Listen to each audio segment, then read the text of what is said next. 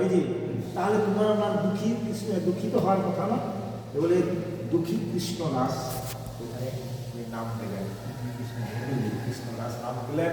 হৃদয়ানন্দ প্রভু ওনাকে দিলেন, দেওয়ার পরে ওখান থেকে যখন হৃদয়ানন্দ প্রভু কৃপা করলেন যে যাও তুমি এবারে বৃন্দাবন দর্শন করো, তুমি শ্রীজীব বলে হ্যাঁ ওখানে যাও, ওখানে গিয়ে তুমি ওখানে থেকে শিক্ষা গ্রহণ করো। হ্যাঁ হৃদয়ানন্দ প্রভু ওখান থেকে ওনাকে কৃপা করলেন, উনি চলে গেলেন শ্রীজীব গোস্বামীর ওখানে। ওখানে গিয়েও ওখানেই একই অবস্থা, বলছে বসে আছে কি খুব নিজেকে দ্রৈণ হয়ে বলছি ডাকো ডাকো ডাকো, এই বলে সমাজ চলে গেলেন। যাওয়ার পরে উনি বললেন কোথা থেকে এসেছো? না আমি এসেছি